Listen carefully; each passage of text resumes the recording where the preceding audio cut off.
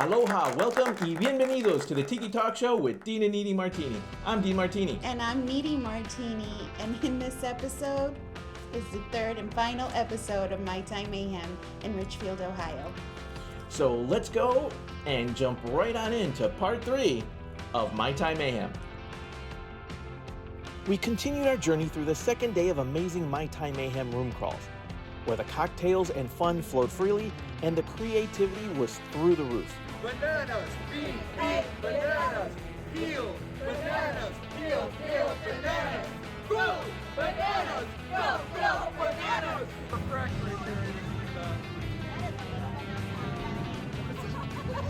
Yeah, it's 2 feet long now.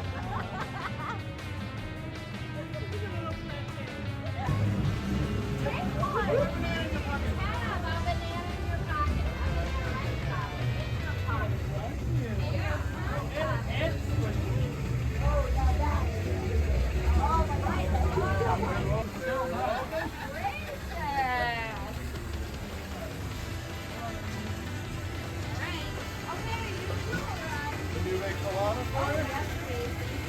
Have a banana in your pocket.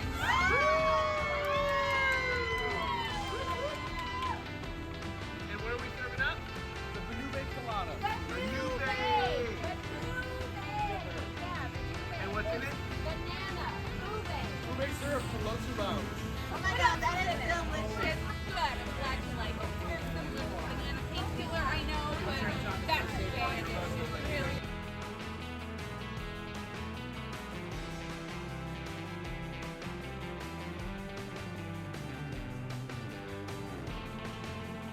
My first experience of anything like that ever. It was wonderful. It was very well organized. The drinks were great. The accommodations were wonderful. The food was really good. The speakers and all the talks that they had were very interesting and very educational. And I can't wait to go back next year and do it all over again and do it up even better. I had a blast.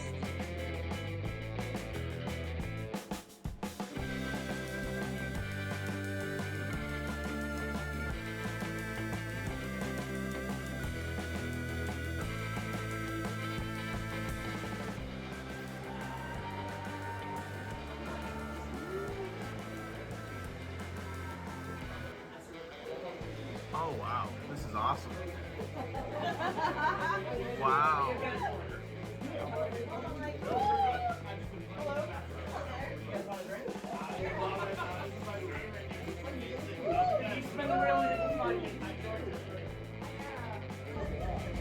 Take a spin if you hit the spot, you get a t-shirt. Otherwise we're selling for what size? Large.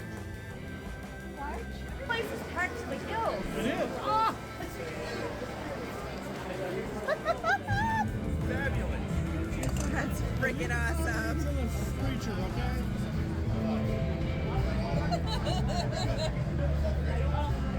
This is Nancy Hall, the Disco Cat.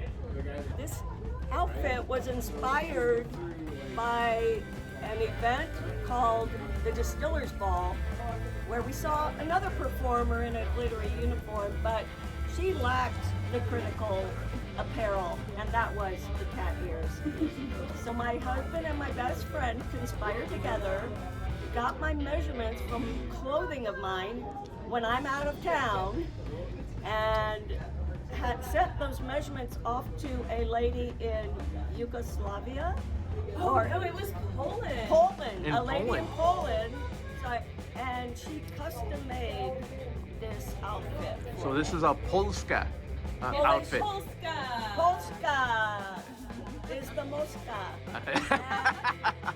And I debuted this outfit last year at the premiere Mai Tai Mayhem, and it was well received. And since then, I've added an aspect of a little swishy tail, Whoop, whoop. and some glittery sandals to make the outfit complete. And now, at my whim, I put it on in public and surprise people. You look fabulous. Thank you, darling. And I was told I won the weekend. Do a little But- par for us. And so what do you think about the Mai Tai Mayhem weekend event? Tai Mayhem event is one not to miss. It's full of craziness and fun and friendly people and the best music and the people that do it with Tiki Underground and the Big Tuna. Great people, and we support them 100%.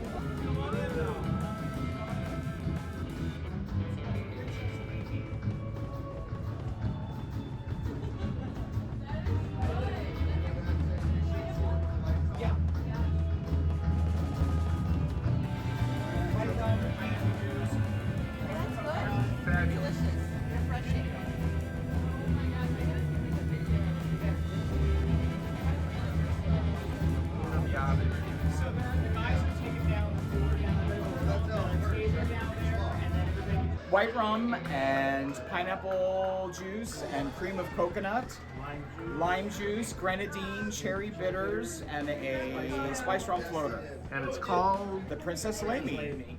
So this is the one that we had for tasting earlier. Which was actually, fabulous. This is one of our newer products. We launched this about maybe less than 3 years ago. So this is 2 separate casks of aged rums, 16 years and 5 years, blended together and aged for another 2 years. It has been in business since 1854, so 170 years already. But we just started to import them in America around 2015. And once we did that, we came up with a whole different line that we call international brands. Our goal now is to distribute worldwide. That's why we came up with our international brands that are really competing with most of the big brands. Now, can you get this everywhere in the United States? Or So we are distributed across 20 states now, but our hero brands that we carry are the Tanduay Asian rums, silver and gold. So these are the 2 rums that we first brought into America.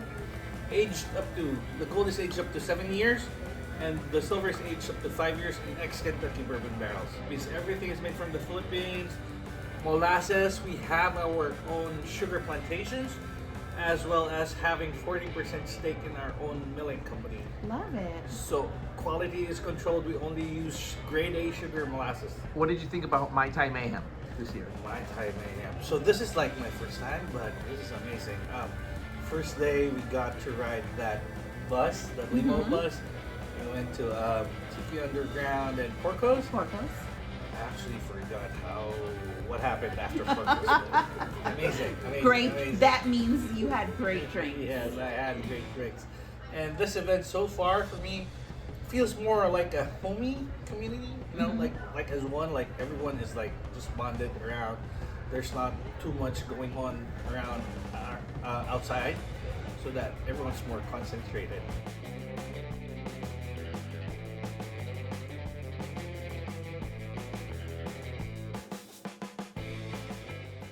We're here with Big Tuna, one of the organizers of Mai Tai Mayhem 2025. So thanks a lot for being on the show. I was running around like a maniac, but I definitely had a lot of help from a lot of awesome people. Dr. Bill, Lynn, who helped design the Tiki Underground, did all of our signage, and he did a lot of heavy lifting as well. And Jessie Coffey, obviously, who's my co-conspirator. So she worked herself sick this weekend, which is why she's not here with us. Literally, today. So, yeah. yeah, she's resting at bed in home. So tell us, how did Mai Tai Mayhem come about? Mai Tai Mayhem came about, like most good things, through drinking too much and having dumb ideas. So I've known the Coffeys for a long time. They're the owners of Tiki Underground, and they're just amazing people. I love them to death. And we would come into their bar, because I've been in a Tiki since I was like a teenager. It's been a long time thing for me with all the lowbrow stuff. And we would come into their bar, have a blast. We started going to Tiki events and things along those lines, and they always talked about wanting to do some sort of weekend event. And I'm a giant nerd, and I am obsessed with holidomes and like old hotels and motels and everything. And I found out that an old holidome, which was long story short, it was an enclosed Holiday Inn where all the fun stuff is inside instead of outside like they used to be. I found out there was one like 15, 20 minutes from their bar. And I told them, hey, there's this place, it's awesome. If you guys ever want to do a thing. And they were like, okay. And then I was like, oh no, I actually have to like kind of make do on that. So the one that comes up with the idea, okay, well, yeah. Run with it. I'm usually just the idea guy, and I go, it'd be awesome is if somebody did this. I've never been the one to have to kind of like put my money where my mouth is. So maybe I'm learning my lesson finally after 42 years. I don't know. But no, it was great.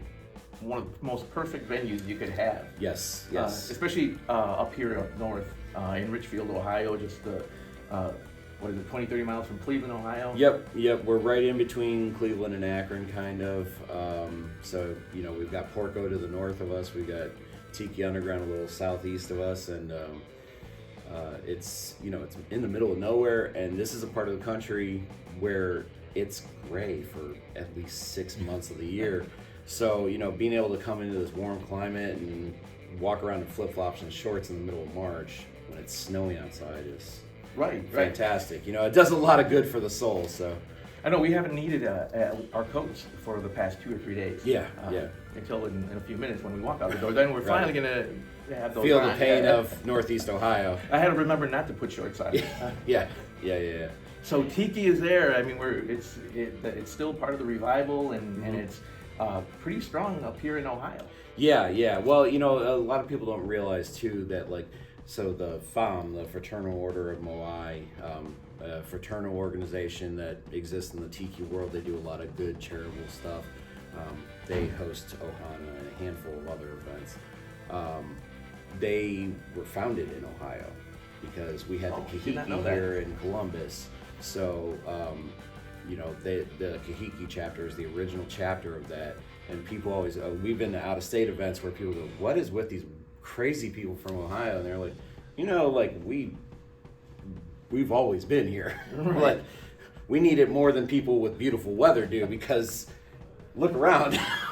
We don't have palm trees when you step outside. So, yeah, a little escapism goes a long way. Right, exactly. And like you said, people don't think of Ohio like that it's it's a tiki hotbed. Yeah, definitely. Much like California and Florida. Yeah. I mean, there's plenty going on in the Midwest, and honestly, it's not a a competition or anything along those lines, but everybody knows about the Mai Tai down in Florida, or Don and Don's and everything that went on out in California. There's no shortage of people talking about those things, and there shouldn't be. But there's a lot that has happened in the Midwest to move this culture along and everything as well. So me being someone who's lived here my entire life, I love it here.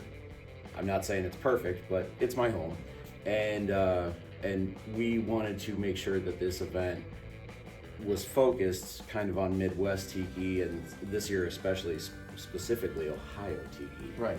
So we had our Ohio Tiki talk. We had a history museum with artifacts from old Ohio Tiki spots. We had a handful of Ohio bands and Midwestern bands. So we're really trying to source a lot of stuff from the Midwestern area around us to try to keep the focus on that, because that doesn't get spoken about as much. So. Right, exactly. Well, you guys are doing some great work. I appreciate it. Up here, I was going to say down there, but up here. Yeah. It's some fantastic work. The bars that are also part of this, Tiki Underground, Porco's, even one from Cincinnati, Tiki Bang Bang. Yeah, Tiki Bang Bang. Yeah, the Ohio Hana thing is, it was incredible to be able to have all 4 Ohio bars. Like I said, it's not a competition. We're all Ohana. Those guys work together, they do events together and everything, and I think it's beautiful because we're all just kind of, no one's in it for themselves. We want to make sure that this thing moves forward and survives and things, because we all love it. So Yeah. And I think you see that across all tiki. Yeah, the Tiki definitely. Ohana. Yeah. No matter where you're from. Yeah, no, it's incredible. Like people that have never done something like this, they always go around and they're like, everybody's so nice, and you can leave your hotel room open, and I had like, you know, my iPad, nobody went in and stole it or anything like that. And I'm like, yeah, that's what we do. Like Right. we help, we're friendly, you know. By and large, it's a good group of people. Well, I want to thank you for having us here at Mai Tai Mayhem. It's been an amazing weekend, so we thank you all, Sean and Jesse, yourself, and your entire team, all the tiki bars. It's been fabulous. So thank you for doing this. One more thing. When is the next one? I believe next year we're doing March 6th through the 8th. It's always going to be the first weekend of March, unless that's like March 1st. Push back, but.